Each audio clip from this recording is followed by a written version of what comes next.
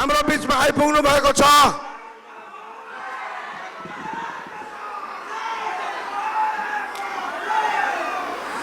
हाम्रो बीचमा आइपुग्नु भएको छ असमको संगठनहरूको अभिभावक एकै नावरे जात्री।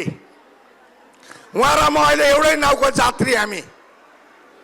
उहाँ पनि मुख्य सल्लाहकार, अब म पनि मुख्य सल्लाहकार भनेपछि मिल्नु परेन र उहाँलाई हामी अखिल असम गोर्खा छात्र संघको मञ्चबाट असममा बस्ने गोर्खाहरूको मञ्चबाट उहाँलाई मुरी मुरी धन्यवाद दिन चाहन्छौँ। लगतै आयोजक समिति আমার সকলরে অভিভাবক ছাত্র সংগঠনের বর্তমানের অভিভাবক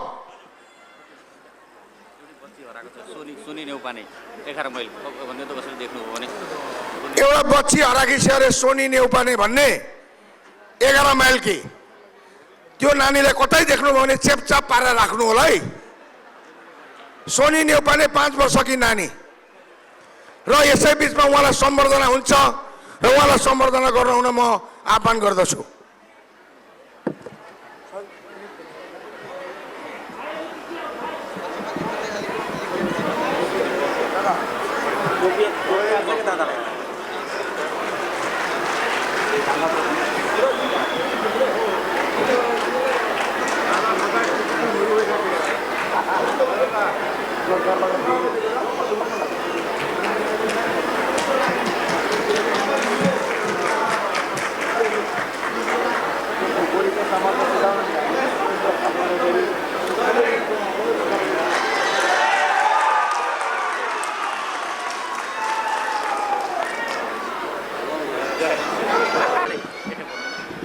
सोनी नेउपाने भने त सानो बच्ची 5 वर्षकी हराकी छ। कोही सदाशय व्यक्तिले भेट्नु भयो भने चेपचाप पारेर राखिदिनु होला, हामी बाबुआमालाई खबर दिउँला। र यसपछि नै हाम्रो माझत उपस्थित आइसही आसुरे केन्द्रीय समितिर सम्मानीय एडुकेशन सेक्रेटरी टुटुमणि कलिता डाঙरिया তেখেতকো আদৰিবলৈ মই আদৰণীয় সমিতিক আহ্বান জনাইছো। কি নাম?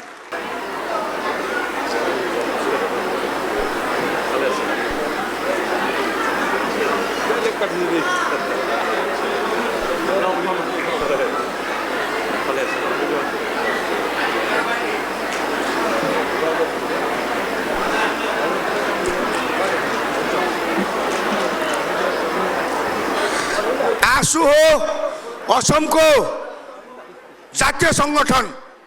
हामी अखिल असम गोर्खा छात्र संघ तथा अन्य संगठन हामी जनगोष्ठीय संगठन र हामी दरो हुनुपर्छ भने हामीले आसुलाई पनि दरो पार्नुपर्छ। आसु दरो भयो भने हामी पनि दरो हुन्छौँ। त्यही आशा र भरोसाका साथ यसपछि आफ्नो अभिभाषण राख्न हुन म प्राक्तन आरसुका सभापति तथा अहिले राभा असम काउन्सिलका सम्मानीय सीएम टङ्केश्वर राभाज्यूले आफ्नो अभिभाषण राख्न हुन म आह्वान गर्दछु। र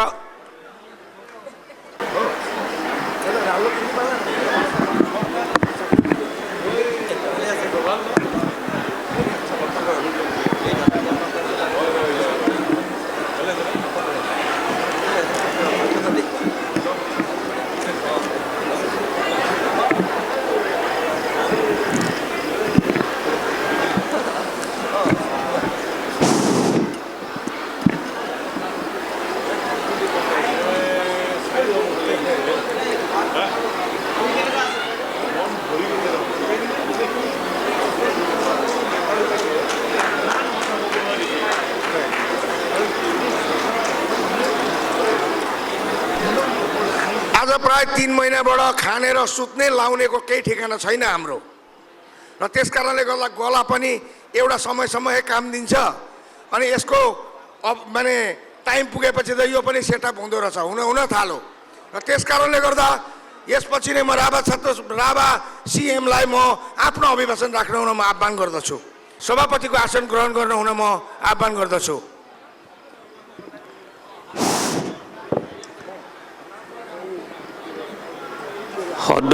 অসম গোৰ্খা ছাত্ৰ সন্থাৰ সপ্তদশ কেন্দ্ৰীয় বাৰ্ষিক অধিৱেশন আৰু দ্বিতীয় উত্তৰ পূৰ্বাঞ্চল গোৰ্খা মহোৎসৱ 2023-ৰ সৈতে সংগতি ৰাখি আয়োজন কৰা আজিৰ এই মুকলি সভাৰ খন চলাই নিয়া সভাপতি তথা সদৌ অসম গোৰ্খা ছাত্ৰ সন্থাৰ সভাপতি অৰ্জুন চেত্ৰী ডাঙৰীয়া, এই সভাখন উন্মোচন কৰা উন্মোচক তথা মোৰ এটা সময়ৰ সংগ্ৰামী বন্ধু তথা আগৰ নেপালী ছাত্ৰ সন্থা তথা গোৰ্খা ছাত্ৰ সন্থাৰ সভাপতি ভাস্কৰ দাহাল ডাঙৰীয়া, আমাৰ মাজত উপস্থিত থকাই কিছু সময়ৰ পূৰ্বে আহি উপস্থিত হোৱা সদৌ অসম ছাত্ৰ সন্থাৰ মুখ্য উপদেষ্টা ডক্টৰ সমুজ্জ্বল কুমাৰ ভট্টাচাৰ্য ডাঙৰীয়া আৰু তেওঁৰ সতীৰ্থসকল, আমাৰ মাজত আহি আপোনালোকৰ মাজত আহি বক্তব্য ৰখা আৰু প্ৰস্থান কৰা অসমৰ মাননীয় শিক্ষামন্ত্ৰী একালৰ সংগ্ৰামী ডক্টৰ অনুজ পেগু ডাঙৰীয়া, আছৰ সম্পাদক সংগ্ৰজিৎ বৰুৱা ডাঙৰীয়া, TMPKৰ সভাপতি তিলক দলে ডাঙৰীয়া, নিখিল বড়ো ছাত্ৰ সন্থাৰ সভাপতি দীপেন বড়ো ডাঙৰীয়া, নিখিল ৰাভা ছাত্ৰ সন্থাৰ সভাপতি নিপেন খাণ্ডা ডাঙৰীয়া, আটাছৰ উপদেষ্টা দুলাল বৰুৱা ডাঙৰীয়া প্ৰমুখ্যে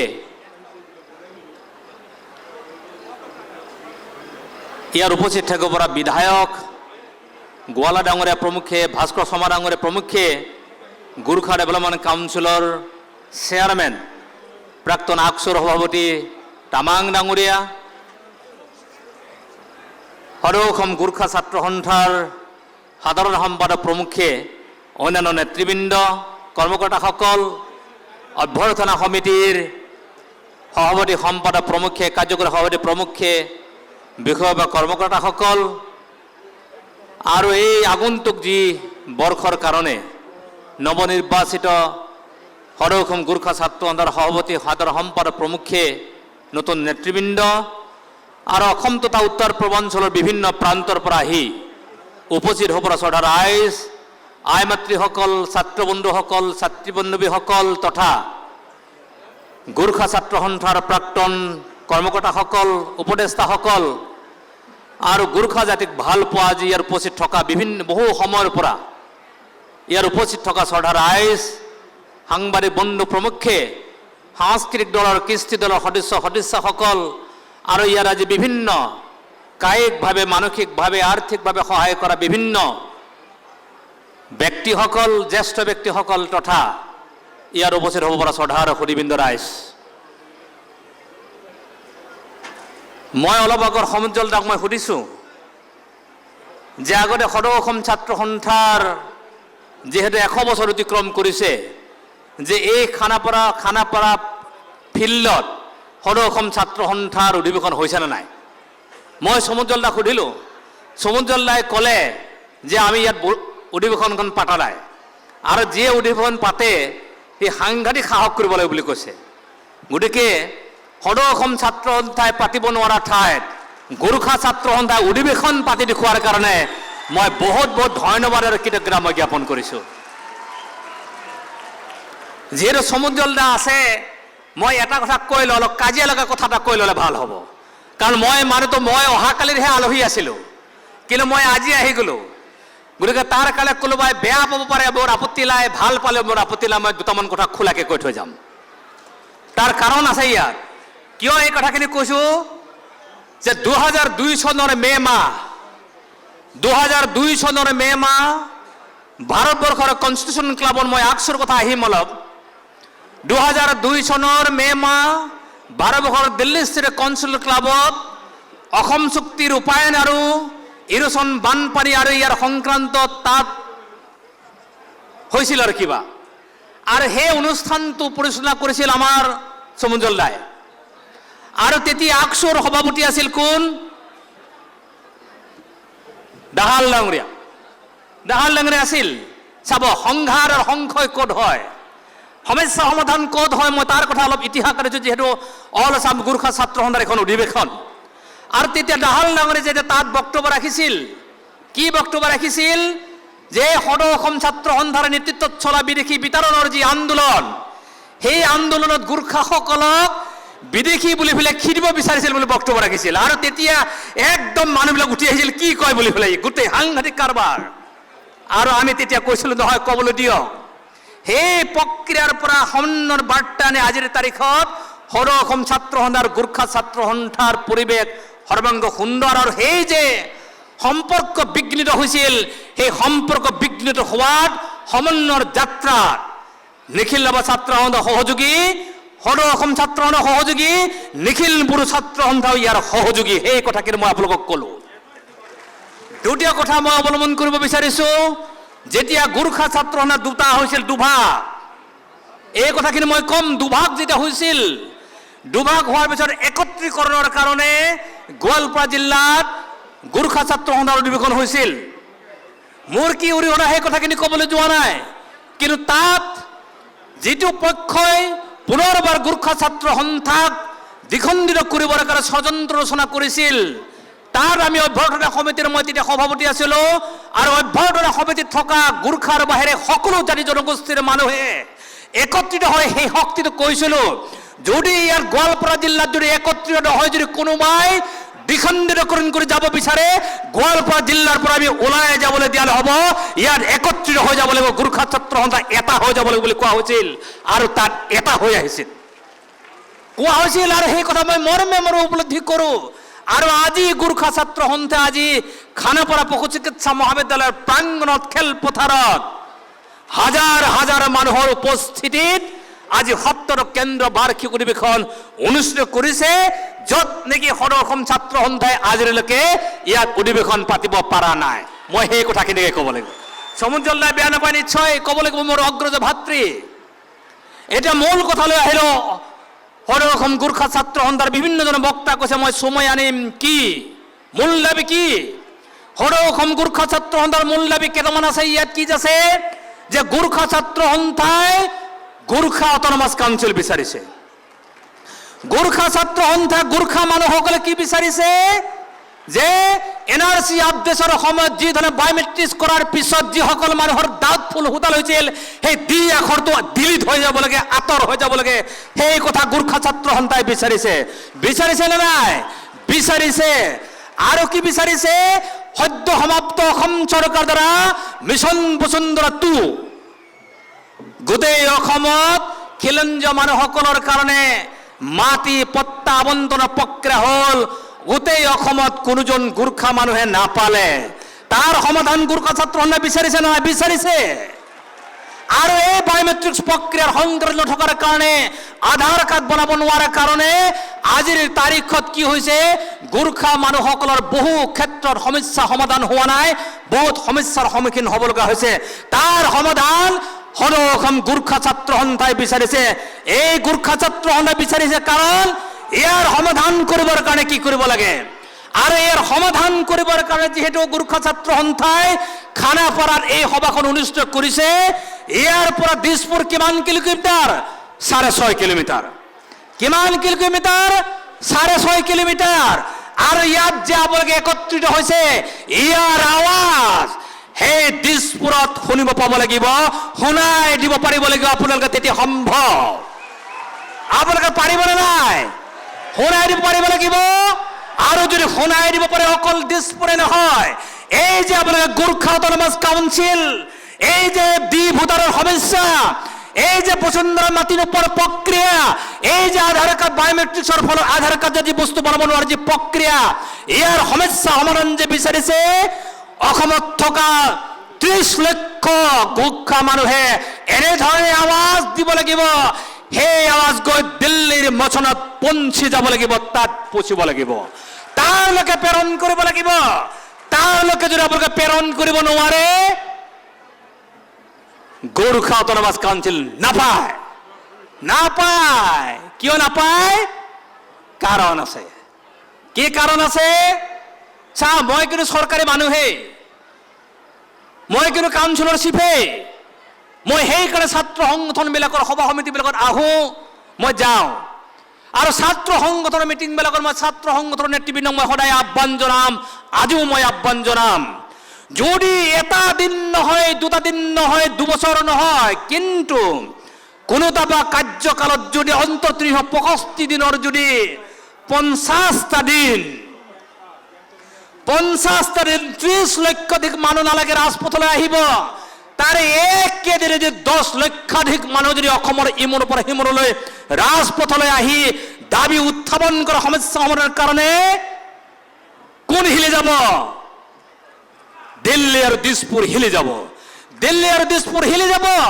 এই দিল্লী আৰু দিছপুৰ হিলি যাবৰ কাৰণে আপোনালোকে গোৰ্খা ছাত্ৰ সন্থাৰ নেতৃত্বত সংগ্ৰাম এনেকে কৰক, যি সংগ্ৰাম অসমত জীয়াই থকাৰ সংগ্ৰাম, যি সংগ্ৰাম অসম বছৰ সংগ্ৰাম, যি সংগ্ৰাম গোৰ্খা জাতিৰ সমস্যাৰ সমাধানৰ কৰে সংগ্ৰাম, সেই সংগ্ৰাম কৰিবৰ কাৰণে গোৰ্খা ছাত্ৰ সন্থাৰ নেতৃত্ব বহন কৰিব লাগিব আৰু সকলোকে লৈ কি আপত্তি আছে? আৰু মই ভাবো এই যি ধৰণে খানাপাৰা পশু চিকিৎসা মহাবিদ্যালয়ৰ খেলপথাৰত যি ধৰণে আজি এই সভাখন অনুষ্ঠিত কৰিছে, মই আজি প্ৰতিমান হৈছো গোৰ্খা ছাত্ৰ সন্থা আহি থকা দিনসমূহত এই সমস্যা সমাধান কৰিবৰ কাৰণে গোৰ্খা জাতিক অনুপ্ৰাণিত কৰিবৰ কাৰণে সৰ্বস্ব ত্যাগ কৰিব তেখেতসকলে প্ৰস্তুত। পাৰিব নোৱাৰা কোনো কাৰণ নাই। আৰু তাৰ কাৰণে সংগ্ৰাম গোৰ্খা অটোনমাছ কাউন্সিল, মই যুক্তিৰ কথাখিনি কৈছো। আজি বেলেগ চেঞ্চৰ কৰা কোনেও বেয়া নাপাব। আজি যদি অসম চৰকাৰৰ নেতৃত্বত যদি মৰাণসকলৰ কাৰণে অটোনমাছ কাউন্সিল গঠন কৰিব পাৰে, মটকসকলৰ কাৰণে অটোনমাছ কাউন্সিল গঠন কৰিব পাৰে, কোচ ৰাজবংশীসকলৰ কাৰণে যদি অটোনমাছ কাউন্সিল কৰিব পাৰে, এটা কেবিনেট ডিচিশ্যনত গোৰ্খা অটোনমাছ কাউন্সিল গঠন কৰিব পাৰে।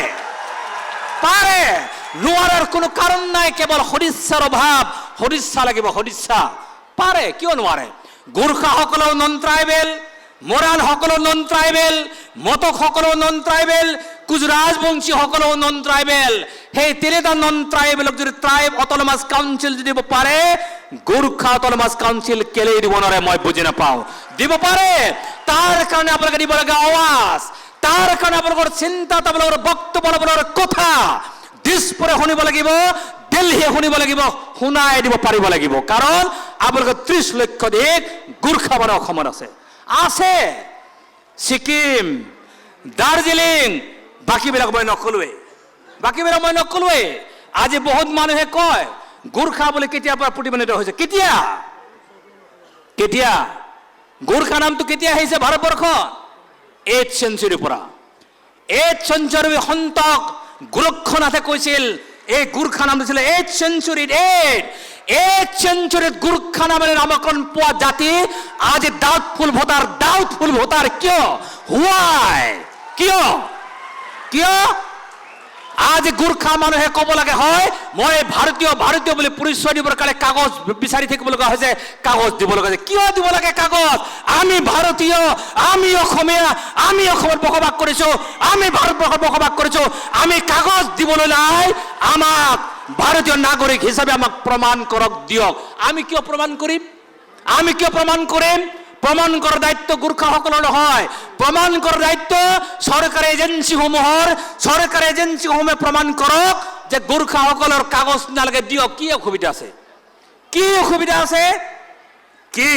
গোৰ্খাসকলৰ ডাউটফুল ভোটাৰৰ পৰা আঁতৰাই দিলে, মাটিৰ পত্তন দিলে, কি অসমখন ভাগ হ'ব নেকি? অসম ভাগ হ'ব? অসম ভাগ নহয়, বৰঞ্চ অসমখন শক্তিশালী হ'ব। অসমীয়া মানুহৰ যাত্ৰা শক্তিশালী হ'ব। তাৰ কাৰণে তেখেতসকলক এই প্ৰক্ৰিয়া কৰিব লাগে। কি অসুবিধা? তাতকে ডাঙৰ চাৰ্টিফিকেট কি লাগে? অসমৰ সকলোবোৰ জাতীয় সংগঠনে কৈছে যে কি কৈছে? মোৰ কথাখিনি কওঁতে গণ্ডগোল লাগি যায়। এইকাৰণে গণ্ডগোল লাগে বুলি কৈছো মই। আপোনালোকে চাওক, যেতিয়া গোৰ্খা মানুহে যেতিয়া চিঞৰি কয় কোনোৱে বেয়া নাপাব। যেতিয়া গোৰ্খা মানুহে চিঞৰি কয় মই অসমীয়া, তেতিয়া কোনোবাই কিন্তু কয় নহয় তই অসমীয়া নহয়, তই গোৰ্খা কয়। কিন্তু সাৱধান, আপোনালোকে সাৱধান, এইটো কয়। মই বেয়া পাই কথাখিনি কোৱা নাই। যেতিয়া ৰাভাসকলে কয় মই অসমীয়া, কোনোবা কয় তই অসমীয়া নহয়, তই ট্ৰাইবেল। যেতিয়া বড়োসকলে কয় আমি অসমীয়া, কোনোবা কিন্তু কয় নহয় তই অসমীয়া নহয়, তই ট্ৰাইবেল। এই ধৰণৰ চিন্তা চৰ্চাবিলাক কমি আহিছে, কিন্তু কমপ্লিটলি বাদ দিব লাগিব। আৰু বাদ দি প্ৰকৃতাৰ্থত আমি যে অসমীয়া, আমি যে অসমৰ উন্নয়ন বিচাৰিছো, আমি যে অসমখন শক্তিশালী বিচাৰিছো, অসমৰ যে শক্তিশালী বাৰ্তা দিল্লীলৈকে প্ৰেৰণ কৰিব বিচাৰিছো, তাৰ কথা প্ৰমাণ কৰি দিব পাৰিব লাগিব, প্ৰমাণ হ'ব লাগিব। আৰু সেইকাৰণে মই আহ্বান জনাইছোঁ গোৰ্খা ভাই বন্ধুসকলক, জ্যেষ্ঠ ব্যক্তিসকলক, যে আজিলৈকে অসমৰ উত্তৰ পূৰ্বাঞ্চলে সংগ্ৰামৰ অবিহনে একো বস্তুৱেই পোৱা নাই, সংগ্ৰামৰ অবিহনে একো বস্তুৱেই পোৱা নাই। আৰু আমি এতিয়া সংগ্ৰাম কৰি আছোঁ। কাউন্সিলখনত কিমান আছে? দক্ষিণ কামৰূপ জিলা আৰু গোৱালপাৰা জিলা সামৰি ৰাভা হাজং অট'নমাছ কাউন্সিল। আৰু সেইকাৰণে আজিৰ এই চেগতে মই গোৰ্খা ছাত্ৰ সন্থাৰ প্ৰতি মোৰ আহ্বান যে ৰাভা হাজং অট'নমাছ কাউন্সিলৰ এজন প্ৰতিনিধি, এজন EM, সেইটো ডাঙৰ কথা নহয়। ডাঙৰ কথাটো হৈছে গোৰ্খা ছাত্ৰ সন্থাৰ মিছন ভিজন আৰু কি আছে মোক জনাওক। যি মিছনৰ ভিজন ৰাভাসকলে গোৰ্খাৰ কাৰণে কৰি দিছে বুলি জনমে জনমে প্ৰমাণিত হয়, ইতিহাস প্ৰমাণিত হয়, তাৰ মিছনৰ কথা ৰাভা হাজং অট'নমাছ কাউন্সিলে কওক। তাৰ দায়িত্ব আৰু মই বনাই দিয়াৰ দায়িত্ব মই ল'ম, বনাই দিয়াৰ মই দায়িত্ব ল'ম। কিন্তু যদি এটা EM বিচাৰে, এটা যদি GM বিচাৰে, এইটো পলিটিক্স হৈ যাব, পলিটিক্স, এইটো ৰাজনীতি হৈ যাব। মই ৰাজনীতিত আছোঁ, মই ৰাজনীতিৰ কথা নকয়, কিন্তু মই ৰাজনীতি হৈ যাব, ৰাজনীতিৰ কথা নহয়। কাৰণ ৰাজনীতিৰ ব্যস্ত যদি বিচাৰে ৰাজনীতি হ'ব। সামাজিক ব্যৱস্থা যদি বিচৰা যায়, ৰাজনীতি কৰা মানুহে সমাজনীতি কৰিবৰ কাৰণে বাধ্য। অকল সেইটোৱে নহয়, আজি গোৰ্খাসকল মাটি নাপায়, আজি গোৰ্খাসকল আধাৰ কাৰ্ড বনোৱাৰ ব্যৱস্থা হৈছে, আজি NRC নাম উঠাৰ কাৰণে অসুবিধা হৈছে। কিয়? কিন্তু সেই গোৰ্খা জাতিৰ কথা যদি আমি ক'বলৈ যাওঁ, আতি সীতা জখলাৰ চেয়াৰমেন কোন? আতি সীতা জখলা যি ধৰণে আজি অসমৰ অৰ্থনীতি বুনিয়াদ গঢ় দিছে, তাত গোৰ্খা মানুহৰ সৰ্বাধিক অৰিহণা আছে, গোৰ্খা মানুহৰ সৰ্বাধিক অৰিহণা আছে। তেতিয়াহ'লে অসমৰ অৰ্থনৈতিক স্বাৱলম্বিতাৰ ক্ষেত্ৰত গোৰ্খাসকলৰ যি ধৰণৰ প্ৰকৃতৰ মিলন, সেই মিলন অন্য জাতি আৰু জনগোষ্ঠীয়ে যি ধৰণে কৰিছে তাতকৈ 1% হ'লেও গোৰ্খা মানুহৰ অধিক অৱদান আছে। তেতিয়াহ'লে সেই গোৰ্খা জাতিটো কিয় আজি অৱহেলিত, কিয় বঞ্চিত, কিয় লাঞ্ছিত, কিয় দাঁত ফুল হোটাল? কি দি মানে কি?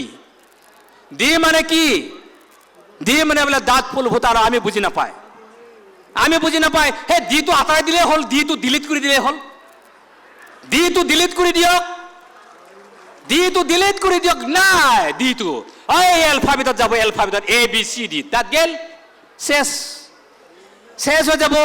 তাৰপিছত গোৰ্খা জাতিৰ সংগ্ৰাম সম্পৰ্ক কৰক। তেতিয়াহ'লে এই সমস্যাবিলাকৰ সংক্ৰান্ত যদি চাবলৈ যায়, মোৰ আহ্বান থাকিব, মোৰ আহ্বান এই কাৰণে থাকিব, যিমান মোৰ কাউন্সিলত মানুহ আছে সকলো চিফৰ প্ৰতি মোৰ আহ্বান, প্ৰত্যেকখন অট'নমাছ কাউন্সিলৰ চিফৰ প্ৰতি মোৰ আহ্বান, সেই অট'নমাছ কাউন্সিলবিলাকত যিমান মোৰ গোৰ্খা মানুহ আছে, সেই গোৰ্খা মানুহসকলৰ মাটি বাতি পত্তন কৰাৰ ক্ষেত্ৰত বিশেষকৈ ছিক্সুৱেল কাউন্সিলৰ CM সকলে দায়িত্ব লওক আৰু মাটি বাৰী আবণ্টন দিয়াৰ ব্যৱস্থা গ্ৰহণ কৰক।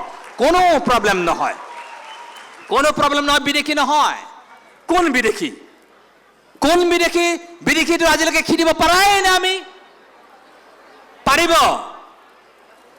মই নকওঁ পাৰিব বুলি, সমুজ্জ্বলাই বেয়া পাব বেছিকৈ ক'লে মই নকওঁ। কিন্তু মোৰ অনুৰোধ, যি ধৰণে আমাৰ চৰকাৰ চলে, যি ধৰণে আমাৰ দেশৰ আইন কানুন, যি ব্যৱস্থাত মানুহবিলাকৰ থাকে, আমাৰ আইন শক্তিশালী, আইন ভাৰতবৰ্ষৰ আইন শক্তিশালী, মই দুৰ্বল নকওঁ, শক্তিশালী।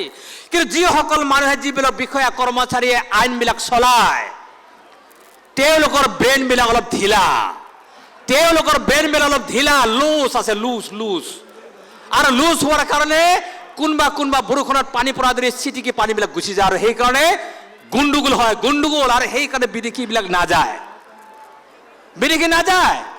51 কক, 71 কক, 26 কক, বেলেগ কথা, কোৰ্টে ডিচিজন ল'ব, ডাঙৰ কথা নহয়। কিন্তু যিসকল আমি অসমত থাকি অসমীয়া বুলি পৰিচয় দিছোঁ, যিসকল গোৰ্খাই অসমত থাকি অসমীয়া বুলি পৰিচয় দিব বিচাৰিছে, সেইসকল মানুহ হেৰাছমেণ্ট কিয় হেৰাছমেণ্ট খাব? কিয় হেৰাছমেণ্ট? আৰু যদি কোনোবাই কৰিব নোৱাৰে, মোক 1 বছৰ দায়িত্ব দিয়ক, গোৰ্খাসকলে মাটি কেনেকৈ পায় ফৰ্মুলা মই উলিয়াই দিম, মই ফৰ্মুলা উলিয়াই দিম। মোক 1 বছৰ দায়িত্ব দিয়ক, 1 বছৰ দায়িত্ব দিয়ক, মই ফৰ্মুলা উলিয়াই দিম। কি অসুবিধা আছে? কি অসুবিধা আছে? যেনে অৰ্জুন ছেত্ৰীৰ গোৰ্খাই, তাক আৰু বিদেশী হয়নে স্বদেশী হয়নে কিবা লিখি থ'ব লাগে নেকি? কিবা লিখি থ'ব লাগে? অৰ্জুন ছেত্ৰী স্বদেশী, ভাস্কৰ দাহাল স্বদেশী, দিলু শৰ্মা স্বদেশী, নুমল ছেত্ৰী স্বদেশী, লিখি দিলেই হ'ল, লিখি দিলে হ'ল। কি আৰু ইয়াত থাকিব লাগে? কাৰোবাৰ কি ডাউটফুল? এইবিলাক নেপালৰ পৰা অহা বুলি কয়, নেপালৰ ভাৰতবৰ্ষত চুক্তি আছে, কি আপত্তি? কি আপত্তি? ইয়াতো আপত্তি নাই।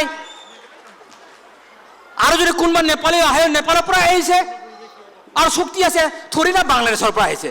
হেই, বাংলাদেশৰ পৰা নাই, নাই। ডাউট কিয়? ডাউট কিয়? এতিয়া মোক যদি সোধে, মোৰ যদি বাবাৰ মাটি সোধে, মাটি আছে না? নাই, নাই। মোৰ আটাৰ মাটি নাই, চৰকাৰী মাটি থকা মানুহ নাই। সেইবুলি মই বিদেশী নেকি? হা, সেইবুলি মই বিদেশী নহয়, নহয়। গতিকে যাৰ মাটি আছে বোলে সি বোলে স্বদেশী, হই, এইটো নহয়। আমি চবে স্বদেশী, আমি চবে স্বদেশী। গতিকে আমাৰ কাগজ নাই, কাগজ বনাই দিয়ক। গোৰ্খাসকলৰ কাগজ নাই, কাগজ বনাই দিলে হ'ল। দিয়ক, বনাই দিয়ক না। কি কাগজ বিচাৰে বোলে? এই কি কাগজ বিচাৰে বোলে? 1951 চনৰ কাগজ আছে নাই বোলে সোধে। কি কাগজ? লিখি দিলেই হ'ল, কাগজখন লিখি দিলেই হ'ল। কি দেখ নামো, 1 বছৰ দিয়ক, 1 বছৰ সিদ্ধান্ত ল'লেই হ'ল। অসম চৰকাৰে সিদ্ধান্ত ল'লেই হ'ল। কি অসুবিধা আছে তাত? তাৰ মানে যিসকল এতিয়া আমাৰ এই যে বক্সিং খেলিলে থাপা, থাপা, শিৱ থাপা, কি হ'ল? এই বক্সিং খেলি যে প্ৰাইজ আনিলে, ক'লে কি আমাৰ অসমৰ সম্পদ। হা, ক'লে না? কৈছে। আৰু যে এই যে গোৰ্খা মানুহসকল যে সদায় অত্যাচাৰিত হৈ আছে, কি সিহঁতৰ সম্পদ নহয়? হা, হয়নে নহয়? সম্পদ হয়। তেতিয়াহ'লে যে শিৱ থাপা যদি থাপা টাইটল লিখি যদি সম্পদ হয়, থামটো যদি মাৰি দিব পাৰে, বাকীবিলাক কি আপত্তি? দিয়ক, কৰি দিয়ক। আৰু সেইকাৰণে এই ধৰণৰ মোৰ আহ্বান ৰজাঘৰৰ প্ৰতি, মোৰ আহ্বান ৰজাঘৰৰ প্ৰতি, যে অসমৰ আমি যিমানবোৰ মানুহ আছো, এই মানুহসকলক, এই গোৰ্খা জাতিটোক অসমৰ অসমীয়া হিচাপে যে তেখেতসকলে চিনাকি আজি তাৰিখত দিছে, তেখেতসকলক স্থায়িত্ব মাটি বাৰীৰ ব্যৱস্থা অতি শীঘ্ৰে কৰি দিয়াৰ পাৰিলে এবছৰৰ ভিতৰত সমস্যা সমাধান কৰক। নোৱাৰিলে মোক দায়িত্ব দিয়ক, মই কৰি দিম। মোক দিয়ক, কৰি দিম। কি আপত্তি আছে? আৰু তাৰ কাৰণে মই গোৰ্খা ছাত্ৰ সন্থা মোৰ আহ্বান গোৰ্খা ছাত্ৰ সন্থাৰ প্ৰতি। কি আহ্বান? বেলেগ চেঞ্চত নল'ব আপোনালোকে, বেলেগ চেঞ্চত নল'ব কোনোৱে। এই ছাত্ৰ সন্থাৰ নেতা ৰাতি দিছপুৰ যোৱাটো বন্ধ কৰিব লাগে।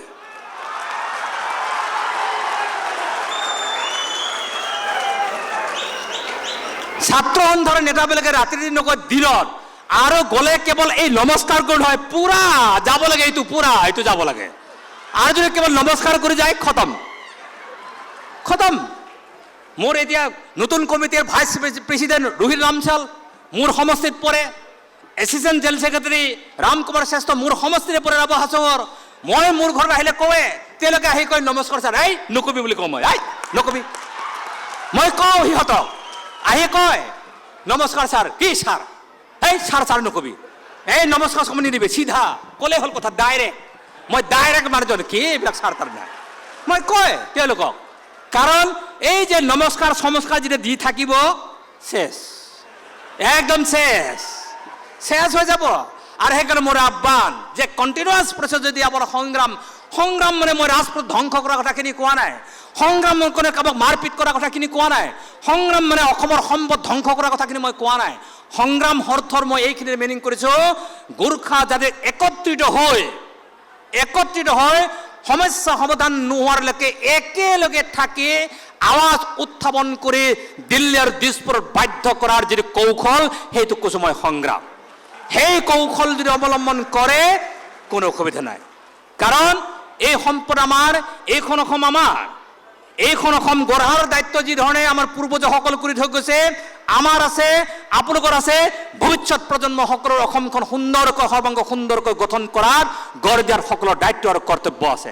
তো সেইকাৰণে মোৰ সদৌ অসম গোৰ্খা ছাত্ৰ সন্থা বন্ধুবোৰ আহ্বান, এইকাৰণে মই আহ্বানটো মই জনাইছোঁ, আমি সকলো অসমৰ ছাত্ৰ সংগঠন, ইমানবোৰ ছাত্ৰ সংগঠন আছে, সদৌ অসম ছাত্ৰ সন্থাৰ নেতৃত্বত ইমানবোৰ আমাৰ 32টা সংগঠন আমাৰ তাৰিখত আছে, ছাত্ৰ সংগঠনৰ সমন্বয় আছে কাৰবাৰটো। মই ভাবোঁ প্ৰত্যেকটো জাতি আৰু জনগোষ্ঠীৰ ছাত্ৰ সংগঠন একত্ৰিত হৈ পেলাই যদি অসমৰ এবাৰ আৱাজ দিয়ে, হেলিৰ ধুমকেতু কিমান বছৰৰ মূৰে মূৰে ওলায়? 75 বছৰ মূৰে মূৰে, হয় না?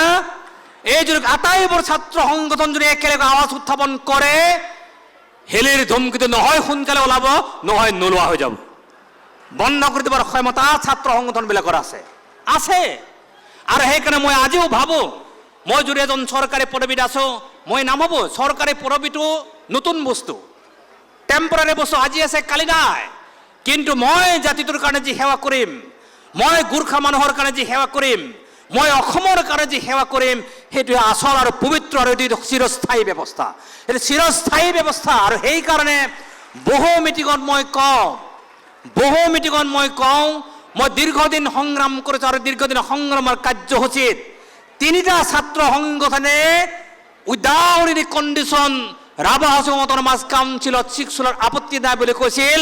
সেই 3টা সংগঠন হৈছে, এটা হৈছে সদৌ অসম গোৰ্খা ছাত্ৰ সন্থা, এটা হৈছে সদৌ অসম ছাত্ৰ সন্থা, এটা হৈছে অল আছাম বেংগলী যুৱ ছাত্ৰ ফেডাৰেশ্যন। এই 3টা দীৰ্ঘদিন। আৰু সেইকাৰণে গোৰ্খা ৰাইজৰ প্ৰতি বৰ মৰমৰ স্নেহ আছে। আৰু সেইকাৰণে ৰাভা হাছং অট'নমাছ কাউন্সিল এলেকাত গোৰ্খা মানুহক মই বিপদত কেতিয়াও পৰিবলৈ নিদিয়ে, মই জীয়াই থকালৈকে পৰিবলৈ নিদিয়ে। নেবা কৰবাত যদি পুলিচে মই নাজানো, কিন্তু গোটেই অট'নমাছ কাউন্সিলৰ চিফবিলাকে যদি দায়িত্ব লয়, গোৰ্খা মানুহসকল কতোই অসুবিধা নপৰে। অসুবিধা কোনকেইটা পৰিব? গুৱাহাটীত থকা গোৰ্খাকেইটা অসুবিধাত পৰিব, গুৱাহাটীত থকাকেইটা। কাৰণ তাত মানুহে বেয়া নকৰিলেও ইয়াত বানপানী আপোনালোকক ডিষ্টাৰ্ব দিব। কাৰণ সমুদ্ৰলাই যদি বেয়া নাপায়, মই এটা কথা কৈ দিওঁ, কাৰণ গুৱাহাটীত এই কৃত্ৰিম বানপানী নহয়, 1 মাহমান বানপানী হৈ থাকিব লাগে গুৱাহাটীত। তেতিয়া অসমৰ মানুহে কেনেকৈ বসবাস কৰে গম পাব, গম পাই যাব। মোক বেয়া পাব এই কথাখিনি শুনিলে, মই বেয়া পোৱাৰ কথাখিনি কোৱা নাই, কাৰণ আমি যেতিয়া গাঁৱৰ পৰা গুৱাহাটী মহানগৰত আহোঁ, যেতিয়া আমি গুৱাহাটী মহানগৰত আহোঁ, আমাৰ ভৰি তলৰ পৰা ওপৰলৈকে চাই মানুহবিলাকে চাই। আমি গাঁৱলীয়া বুলি কয় বহু মানুহ আজিও আছে, মই চবকে কোৱা নাই, আজিও আছে। আৰু সেই কেইজন মানুহ কোন মানুহে চাই জানেনে? যিবিলাকে গাঁৱৰ পৰা আহি মহানগৰ বসবাস কৰিছে, সিহঁতে বেছিকে চায়, গুৱাহাটীৰ আচল মানুহবিলাকে নাচায়, স্থায়ী মানুহবিলাকে নাচায়। কিন্তু যিবিলাক গাঁৱৰ পৰা আহি গুৱাহাটী মহানগৰ বসবাস কৰিছে, সিহঁতে আমাক আহিলে গাঁৱৰ পৰা আমাক ভূত বুলি ভাবে, ভূত ভাবে। সেইকাৰণে গোৰ্খা ৰাইজ সাৱধান, এইকাৰণে সাৱধান। মই আজি সাৱধান মানে এইকাৰণে কৈ গ'লো, গোৰ্খা ছাত্ৰহঁতে যিটো খানাপাৰা পশু চিকিৎসা মহাবিদ্যালয়ত অধিৱেশনখন পাতিল খেলপথাৰত, আপোনালোকে মিঠাই খালে, সাৱধান। যি মিঠাই খালে, এই মিঠাইৰ পৰা যাতে আপোনালোকে ডায়েবেটিছ হ'ব নিদিয়ে, যাতে হ'বলৈ দিয়ে, সাৱধান। কাৰণ যাতে আপোনালোকে বেছিকৈ পিছত তিতা কেৰেলাটো খাব লগা হয়, তিতাটো খাব লগা নহয়, সাৱধান।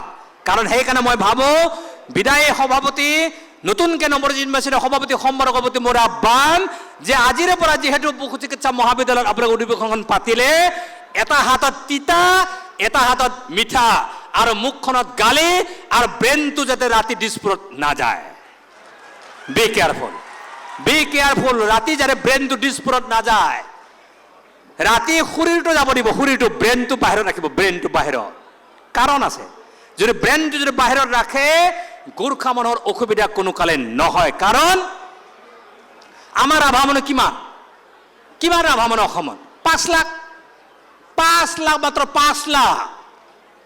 আৰু সেইকাৰণে মোৰ কেতিয়াবা মোৰ মনত দুখ লাগে, মোৰ যদি গোৰ্খাৰ নিচিনাকৈ যদি 25 লাখ মানুহ থাকিলহেঁতেন, একদম নকওঁ আৰু বেলেগ কাৰবাৰ হ'ব, বেলেগ।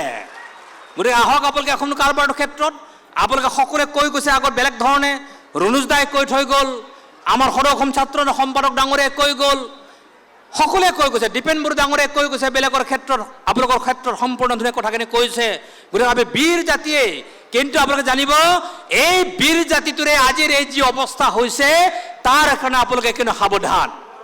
আৰু যিসকল চৰকাৰত যিসকল মন্ত্ৰী বিধায়ক হৈ আছে, তেখেতসকলৰ প্ৰতি মোৰ আহ্বান, অকণমান গোৰ্খা জাতিৰ হৈও মাত দিয়ক তেখেতসকলে। বিশেষকৈ কেইটা আছে এম এল এ? 2টা আছে, 2টাই মাত দিয়কচোন। সিংহৰ যা নহয়, চাপৰি নামাৰিব। শিয়ালৰ জাক, সিংহৰ এটাই ভাল, হয় নে নহয়? 126টা এম এল এ নালাগে, 2টা আছে নে? 2টা দুটাই সিংহৰ দৰে গৰ্জন কৰকচোন দিছপুৰত, সিংহৰ দৰে গৰ্জন কৰকচোন, সিংহৰ দৰে গৰ্জন কৰক দিছপুৰত, সিংহৰ দৰে। দিছপুৰ হিলি যাব, দিছপুৰ হিলি যাব। তাৰমানে হিলি যাব মানে মই ভাঙি যোৱাৰ কথাখিনি কোৱা নাই, এই আপোনালোকৰ কথাটো শুনিবৰ কাৰণে বাধ্য হ'ব, বাধ্য। আমি চিক্সুৱেল বিচাৰি আছো, আমাক নিদিয়ে। কিয় নিদিয়ে? মানুহ কম, মানুহ কম, একদম মানুহ নাই। 5 লাখ, ৰাভা হাজো এলেকাত 7.5 লাখ। ছাত্ৰ সন্থাবিলাকে সমৰ্থন দি আছে, গোৰ্খা ছাত্ৰ, সৰু ছাত্ৰ, চব ছাত্ৰ সন্থাই সমৰ্থন দিছে, একচেপ্ট মিয়াবিলাকৰ বাহিৰে। মিয়া চা, মই বেয়া পাই লাভ নাপাওঁ, মিয়াবিলাকৰ বাহিৰে কোনো অসুবিধা। আৰু সেইকাৰণে মই কওঁ, অসমত মিয়াবিলাকৰ বাহিৰে চবেই স্বদেশী, চবেই চবেই স্বদেশী, চব। আৰু যদি মোক যদি অসম চৰকাৰে দায়িত্ব দিয়ে কোন স্বদেশী কোন বিদেশী, মোক বেছি দিন নালাগে, 1 মাহ লাগে, 1 মাহ, 1 মাহ 30 days। মই 1 মাহত কোন বিদেশী কোন স্বদেশী মই কৰি দিম, খালাস, একদম খালাস কৰি দিম মই, ইমান প্ৰব্লেম নাই। ক'ত তাকে আৰু কিবা বোলে আইন, কিবা বোলে সংশোধন, কিবা বোলে কোৰ্ট, ক'ৰবাত বোলে আলোচনা বিলোচনা, আগ্ৰাং বাগ্ৰাং, চাহ বিস্কুট মিঠাই শেষ। এটা মোক অহাৰ লগে লগে কৈছে, মই চিধাই মিটিঙত যাওঁ। এই আমাৰ ৰাম কুমাৰ শ্ৰেষ্ঠাই ক'লে অলপ কি কে গোৰ্খা মিঠাই খাওক, গোৰ্খা মিঠাই খাওক, গোৰ্খা মিঠাই খাওক। কি গোৰ্খা মিঠাই খায়ে থাকো, মোৰ সময়তে ঢেৰ গোৰ্খা। কাৰণ ৰাভা হাজং অট'নমাছ কাউন্সিল এলেকাৰ ভিতৰত হায়েষ্ট গোৰ্খা থকা সমষ্টিটো মোৰ নিজৰ সমষ্টিটো, মোৰ নিজৰ সমষ্টি। গতিকে মই গোৰ্খা মিঠাই খায়ে থাকোঁ। গতিকে আমাৰ নিচিনা মানুহক গোৰ্খা মিঠাই খুৱাব নালাগে, গোৰ্খা তিতা খুৱাই দিব লাগে, তিতা তিতা। তে আমাৰ বেছিকৈ যেতিয়া খং উঠি যাব, আমি আপোনালোকৰ সংগ্ৰামৰ লগত থাকিম। আৰু যেতিয়া বেছিকৈ মিঠাই খুৱাই দিব, যেতিয়া আমাৰ চুগাৰ বেছি হৈ যাব, আমাৰ যেতিয়া মিঠা মিঠা কথাবিলাক হ'ব, তেতিয়া আমিয়ে কৈ পাম কোনোবা দিনাখন গোটেই গোৰ্খাসকল এই আন্দোলন বাদ দি আমাৰ লগত শেষ, খতম হৈ যাব। সেইটো নকৰিব আপোনালোকে। সেইকাৰণে মই দাহাল ডাঙৰে কৈছোঁ যে আপুনি এতিয়া কি কৰি আছে? সি ক'লে মই একে জিৰ' হৈ আছোঁ, জিৰ'। চাব, আৰ্যভট্ট কিন্তু জিৰ' আৱিষ্কাৰ কৰিছিল, ভাৰতবৰ্ষৰ আৱিষ্কাৰ জিৰ'। সাৱধান, জিৰ' হোৱা মানে সি মাইনাছ হ'ব পাৰে অতি ঠাণ্ডা, ই প্লাছ হ'ব পাৰে অতি গৰম। সেইকাৰণে জিৰ'টো ভেৰি ডেঞ্জাৰ, বিৰাট ডেঞ্জাৰ, জিৰ'টো বিৰাট ডেঞ্জাৰ। সেইকাৰণে মই ভাবোঁ আজি তাৰিখতো ভাস্কৰ দাহাল ডাঙৰে বিৰাট ডেঞ্জাৰ হৈ আছে, ডেঞ্জাৰ। সেইকাৰণে কোন বেলা যায় ঠিক নাই।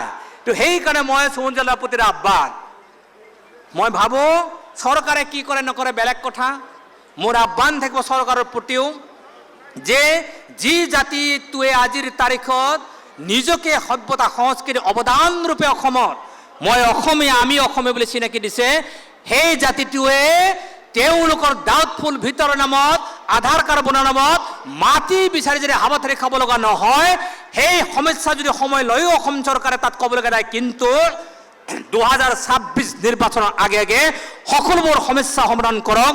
এই মঞ্চৰ পৰা মুখ্যমন্ত্ৰী ডাঙৰীয়াৰ প্ৰতি মোৰ আহ্বান, এই মঞ্চৰ পৰা মুখ্যমন্ত্ৰীৰ প্ৰতি আহ্বান। আৰু প্ৰেম তামাং ডাঙৰীয়াৰ প্ৰতি মোৰ আহ্বান, তেওঁ গোৰ্খা ডেভেলপমেণ্ট কাউন্সিলৰ চেয়াৰমেন, লগতে তেওঁ ভাৰতীয় জনতা পাৰ্টীৰ এজন কৰ্মকৰ্তাও হয়, হয়নে নহয়? হয়। গতিকে তেওঁ দায়িত্ব গ্ৰহণ কৰক, গোটেই টিমটো লৈ যাওক। কাৰ ওচৰত লৈ যাওক? আমাৰ অমিত শ্বাহজী ডাঙৰীয়াৰ ওচৰত লৈ যাওক। লৈ যাই কওক যে এই 24ৰ নিৰ্বাচনৰ আগে আগে যদি গোৰ্খাসকলে এই সমস্যা সমাধান কৰে, আমি গোৰ্খাসকলে আমি মৰম কৰিম, নহ'লে আমি নাই নাই। আৰু মই হাতখন যে ঘূৰাই দিছোঁ, তাৰমানে এইখন হেণ্ড নহয় দেই, হাতখন নহয় দেই, কংগ্ৰেছৰ ছবিটো মই কোৱা নাই আকৌ। সাৱধান সাৱধান, এই বহুত ডেঞ্জাৰ, এইবিলাক বহুত ডেঞ্জাৰ। কাৰণ এনেকৈ দিলি ঘূৰাই দিলি, বৰ ডেঞ্জাৰ। এনেকৈ দিলি কি হ'ল, এইটো বিৰাট প্ৰব্লেম। সেইকাৰণে আমাৰ কথাখিনি ক'ব অসুবিধা। গতিকে ইটো নে ইটো নে ইটো নে ইটো দিগদাৰ। তো সেইকাৰণে মই আহ্বান থাকিব, তিতা আৰু মিঠা দুটা সদায়, এখন হাতত মিঠা এখন হাতত তিতা লৈ ঘূৰি ফুৰিব, আৰু তেতিয়া সমস্যা সমাধান হ'ব। আৰু সেইকাৰণে যি ধৰণে আজিৰ তাৰিখত গোৰ্খা ছাত্ৰ সন্থা, গোৰ্খা সমাজে ৰাভা জনগোষ্ঠীৰ লগত সম্পূৰ্ণ ওতঃপ্ৰোত সম্পৰ্ক ৰাখি যে সংগ্ৰাম, সমস্যা সমাধান কৰিবৰ কাৰণে আগবাঢ়িছে, সুন্দৰ। আৰু মই আশাবাদী আৰু মানুহ আশাবাদী সেইকাৰণে হ'ব লাগে 30 লক্ষ অধিক গোৰ্খা মানুহ যদি একত্ৰিতভাৱে যদি এই আৱাজ উত্থাপন কৰে, মই ভাবো আজি অসমৰ মুখ্যমন্ত্ৰী হিমন্ত বিশ্ব শৰ্মা ডাঙৰীয়াই যদি ইচ্ছা কৰে আপোনালোকৰ সমস্যা সমাধান কৰিবৰ কাৰণে কোনো ডাঙৰ কথা নহয়, সমস্যা সমাধান কৰি দিব তেখেতে পাৰে, তেওঁ কৰিব পাৰে।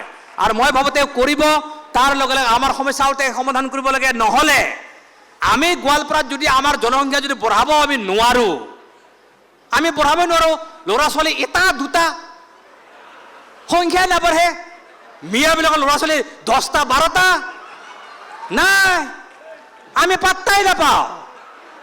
আৰু তাতে আমাৰ হিন্দু মানুহসকলৰ, গোৰ্খা মানুহসকলৰ, ৰাভা কাবাৰ বিয়া নোহোৱা মানুহবিলাকো ধেৰ আছে আমাৰ,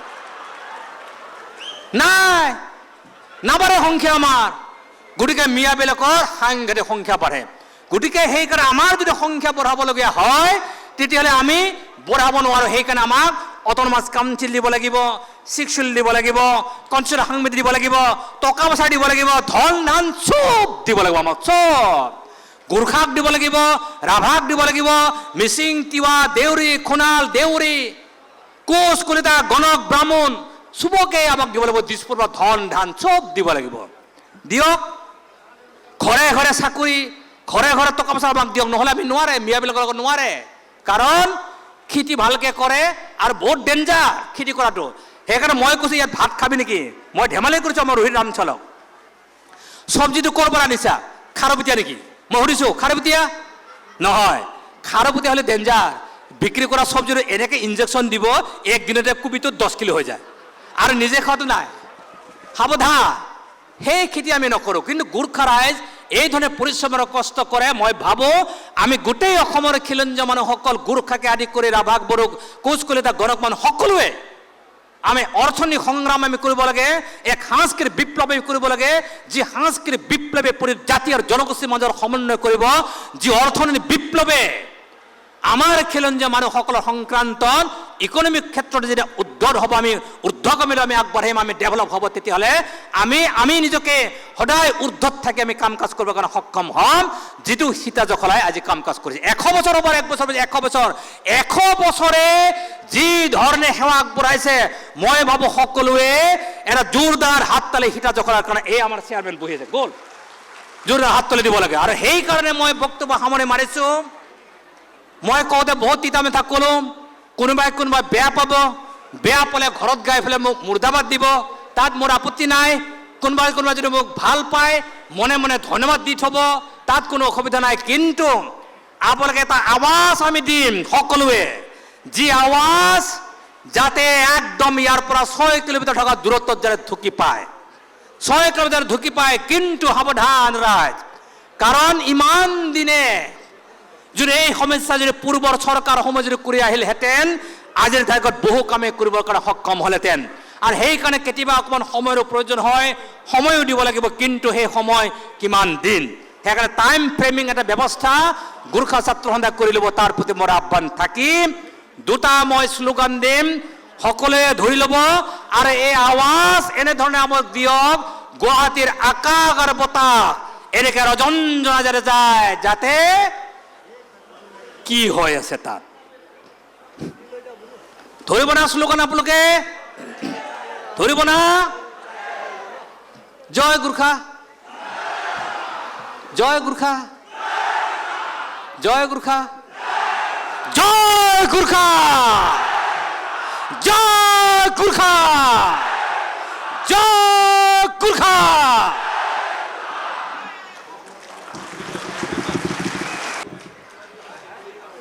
ৰাভা আছং সাহিত্য পৰিষদৰ মুখ্য কাৰ্যবাহী শ্ৰীযুত টংকেশ্বৰ ৰাভা ডাঙৰীয়াক খাবলীল ভাষাত আৰু ব্যৱহাৰিক ভাষাত, যিটো প্ৰেক্টিকেল ব্যৱহাৰিক ভাষাত সুন্দৰ বক্তব্য ৰাখি গোৰ্খা জনগোষ্ঠীৰ সমসাময়িক সমস্যাসমূহৰ ওপৰত আলোকপাত কৰি তেখেতে সুন্দৰভাৱে ৰাভা জনগোষ্ঠী আৰু গোৰ্খা জনগোষ্ঠীৰ মাজৰ একতা উজাৰি ইয়াত যি কথাখিনি ৰাখিলে, তাৰ কাৰণে আমি সদৌ অসম গোৰ্খা ছাত্ৰ সন্থা তেখেতৰ প্ৰতি চিৰকৃতজ্ঞ। এইখিনিতে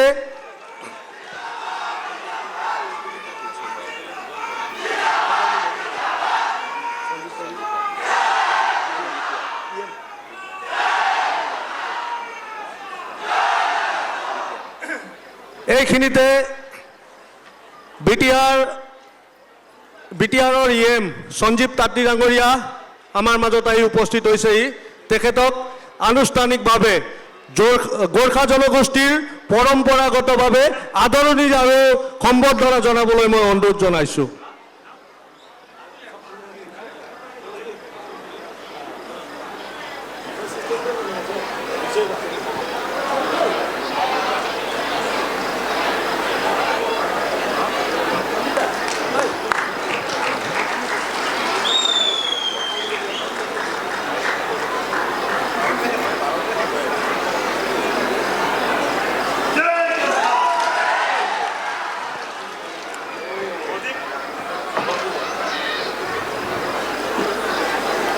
নিৰ্দিষ্ট বক্তাৰ ভাষণ ৰাখিবলৈ আন্তৰিকভাৱে অনুৰোধ জনালোঁ। সদৌ অসম গোৰ্খা ছাত্ৰ সন্থাৰ সপ্তদশ দ্বিবাৰ্ষিক অধিৱেশনত আজি এই মুকলি সভাত সভাপতিত্ব কৰা সন্মানীয় সভাপতি মহোদয়, উপস্থিত সন্মানীয় সদৌ অসম ছাত্ৰ সন্থাৰ মুখ্য উপদেষ্টা ডক্টৰ সমুজ্জ্বল কুমাৰ ভট্টাচাৰ্যদেৱ, লগতে ৰাভাত হাছং অট'নমাছ কাউন্সিলৰ কাৰ্যবাহী সদস্য টংকেশ্বৰ ৰাভা ডাঙৰীয়া, গোৰ্খা ছাত্ৰ সন্থাৰ প্ৰাক্তন সভাপতি ভাস্কৰ দাহাল ডাঙৰীয়া, উপস্থিত প্ৰাক্তন আকসু সভাপতি সম্পাদক বুদ্ধিজীৱী আৰু শিক্ষাগুৰুসকল, জয়তে সদৌ অসম গোৰ্খা ছাত্ৰ সন্থাৰ তৰফৰ পৰা সংগ্ৰামী অভিনন্দন জ্ঞাপন কৰিছোঁ। খুব চমুকৈ ক'ব কৈছে আৰু টংকেশ্বৰ ৰাভাদেৱে যি কথাবিলাক কৈ গ'ল, আজিতো আপোনালোকৰ আগত ভালেই কৈছে। আজিৰ পৰা 10 বছৰ আগত আমাক গালি কৰে। আমাৰ যেতিয়া গোৰ্খা ছাত্ৰ সন্থা বিভাজন হৈ আছিলে, তেতিয়া টংকেশ্বৰ ৰাভাদেৱে তেখেতৰ গোৱালপাৰা দুধনৈ বাখৰাখুটিত নিজে অনুষ্ঠিত কৰি গোৰ্খা ছাত্ৰ সন্থাৰ প্ৰতিনিধি সভা, তেখেতে গোটেই ৰাতি এটাই কথা কৈছে, তহঁতি খাচী মাংস খাবি, কিমান খাবি সিমানে খুৱাম, কিন্তু আজি ইয়াৰ পৰা মিলি যা বুলি কৈছে। যেতিয়া আমাৰ মাজত অকণমান কাজিয়া হ'ল, তেখেতে গেট বন্ধ কৰি দিছে। যেতিয়ালৈকে তহঁতি গোৰ্খা ছাত্ৰ সন্থা একগোট হৈ নাযাওঁ, তেতিয়ালৈকে তহঁতক গেট বন্ধ কৰি ৰাখিম বুলি কৈছে। তেতিয়াৰ পৰা সদৌ অসম গোৰ্খা ছাত্ৰ সন্থা আজি এই মঞ্চত উপনীত হৈছে। তাত গোৰ্খা ছাত্ৰ সন্থাৰ আজি এই উত্থান টংকেশ্বৰ ৰাভাদেৱৰো অৱদান আছে। আজি চাওক, সদৌ অসম গোৰ্খা ছাত্ৰ সন্থাই আমাৰ অসমৰ অভিভাৱক ছাত্ৰ সংগঠন তথা জনগোষ্ঠীয় সংগঠনৰ অভিভাৱক ডক্টৰ সমুজ্জ্বল কুমাৰ ভট্টাচাৰ্যদেৱ, আমি গোৰ্খাৰ কাৰণে তেখেতে বহুত মৰম কৰে। যেতিয়াও আমি ফোন কৰোঁ, কষ্ট ছ ৰাम्रो ছ বুলি কয়, আৰু সদায় এটা কথা কয়, ফোন কৰাৰ লগে লগে জয় গোৰ্খা কয়। আমি ক'বলৈ অসুবিধা হয়, কিন্তু তেখেতে জয় গোৰ্খা বুলি কয়। যাই নহওক, সময় একদमै कम আছে। निर्दिष्ट वक्ताको भाषण यहाँ मलाई राख्नु भन्नुभएको थियो र आज हामीले कुनै भाषण राख्ने हामीलाई मन छैन। किन भन्दाखेरि अखिल असम गोर्खा छात्र संघले केवल मात्र गोर्खा जातिको लागि यहाँ काम गरेको छैन, त्यसको प्रमाण हो। आज यो हारीमा जुन जुन व्यक्तिहरू बसेका छन्, आक्सु केवल जातिमा मात्रै सीमाबद्ध छैन, असमका 30 वटा जातीय जनगोष्ठी जुन खिलन्जिया जनगोष्ठी छ, हातमा हात र काँधमा काँध मिलाएर हामीले काम गरेर आएको त्यो प्रमाण आजको सभाले दिएको छ। र आजको यही मञ्चबाट सबै संस्था संगठनहरूलाई धन्यवाद दिन चाहन्छु। गोर्खा जातिको तर आक्सुको जुन संग्राम छ, आक्सुको असममा आएको जे पनि जति पनि समस्या हो, त्यसमा आक्सुको मुख्य अंशीदार हो। त्यो अंशीदारको प्रमाण उहाँहरूले दिएको लागि र जय होस्। आज हेर्नुहोस्, अखिल असम गोर्खा छात्र संघले काँचुली फेरेको छ। हिजोको दिनमा अखिल असम गोर्खा छात्र संघको नयाँ समिति आएको छ। र आज अगाडिको कार्यकालमा जुन जोस र जाँगरले अखिल असम गोर्खा छात्र सङ्घले गोर्खा जाति तथा आसामको लागि काम गरेको थियो, अब फेरि नयाँ जोस र जाँगरको साथमा आक्सु फेरि आएको छ। सर्वप्रथम मैले एकजना व्यक्तिलाई धन्यवाद दिन चाहन्छु, किन भन्दाखेरि इतिहासमै पहिलोचोटि भन्दा नि हुन्छ आक्सुको अहिले जुन एउटा होडबाजी आक्सुको समिति गठनमा जुन एउटा होडबाजी चलिरहेको थियो, सबैको उत्सुकता थियो, सभापतिको हुन्छ, मूल सचिवको हुन्छ, सबैमा हामीहरूको चुनाव हुने कुराहरू सबैमा एउटा उत्सुकता थियो। त्यसको अन्त पारे अखिल असम गोर्खा छात्र सङ्घका सभापति अर्जुन छेत्रीज्यूले र सबैले एक बार जोरदार हात तालीले उहाँलाई अभिनन्दन गर्न हामीले पर्छ, किन भन्दाखेरि उहाँलाई हामीले जति पनि सम्मान गर्छौँ कम हुन्छ।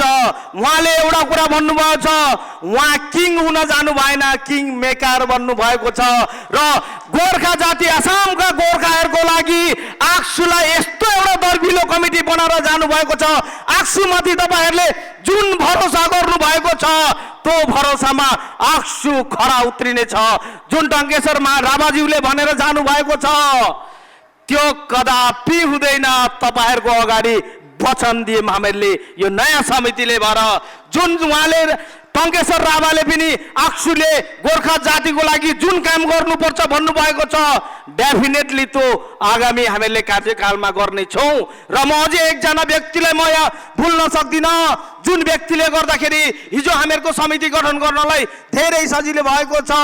टङ्केश्वर राभाज्यूकै उहाँकै समष्टिको दाजु रोहित लम्सालज्यूलाई, उहाँको त्यागलाई पनि हामीले सदैव स्वीकार गर्नुपर्छ र सबैले मिलेर तपाईँहरूको अगाडि हामीले युनाइटेड आक्सु ल्याएका छौँ र तपाईँहरूको जुन आशा र भरोसा हो त्यो भरोसामा हामीहरू खरा उत्रिने हामीहरू पुरा तपाईँ दृढ विश्वास छौँ।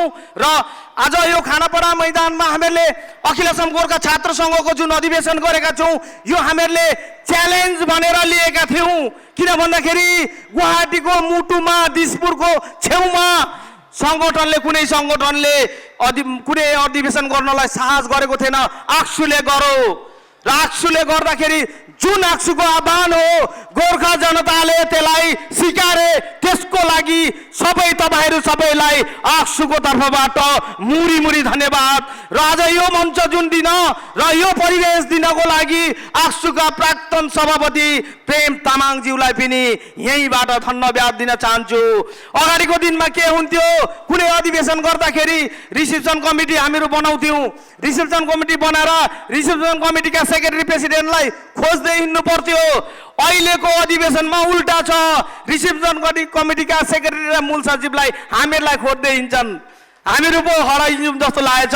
र त्यसको लागि रिसेप्सन समितिका सबै व्यक्तिहरूलाई नै धन्यवाद दिन चाहन्छु र स्पेसली म समुज्जल कुमार भट्टाचार्यज्यूलाई, उहाँलाई एउटै कुरा भनेको थिएँ, तपाईँ हामीहरूको अभिभावक हो, तपाईँ एक बार भए पनि मञ्चमा देखाइदिनुपर्छ, नभए हामीहरूलाई मार्छन् हामीका जनताले भनेका थिए। र आज उहाँले एउटै कुरा भन्नुभयो, म आउँछु, कमिटमेन्ट दिए आउनुभयो, त्यसको लागि धन्यवाद। र जम्मै अतिथिहरूलाई नि धन्यवाद दिन चाहन्छु। र मैले निर्दिष्ट वक्ताको भाषणबाट अलिकति पर गएर पनि मैले भाषण राखेँ, समय कम्ती छ, कम्ती भए तापनि तपाईँहरूलाई तपाईँहरूको जुन माया छ त्यो माया मैले यहाँबाट व्यक्त गरिनँ भने म सक्दिनँ। ल होस् त, फेरि पनि तपाईँहरूसित भेट हुन्छ र तपाईँहरूले आक्सुको यस अधिवेशनलाई यस्तो माया दिएको लागि धेरै धेरै धन्यवाद दिँदै मेरो वक्तव्य समाप्त गर्दैछु। धन्यवाद। जय जय असम, जय गोर्खा। धन्यवाद। छात्र सङ्घका मूल सचिव आज यस सभाका निर्दिष्ट वक्ता नुमल छेत्रीज्यूलाई आफ्नो वक्तव्यमा अखिल असम गोर्खा छात्र सङ्घले एउटा नयाँ दिगन्त लिएर अखिल असम गोर्खा छात्र सङ्घको मञ्चमा कुनै पनि पन्थीवादको अब स्थान छैन भन्ने कुरा इन्डाइरेक्टली उहाँले जताउँदै सदियादेखि धुबुरीसम्मको आक्सु अर्थात् अखिल असम गोर्खा छात्र सङ्घ एउटा भएको छ र कतै कतै कसैको मनभित्र मैलो कतै थियो भने पनि हिजोको प्रतिनिधि सभाले सम्पूर्ण मैलो धोइदिएको छ भन्ने एउटा सन्देश तपाईँहरूको सामु प्रस्तुत गर्नुभएको छ नुमल छेत्रीज्यूले। उहाँलाई धन्यवाद ज्ञापन गर्दै हामी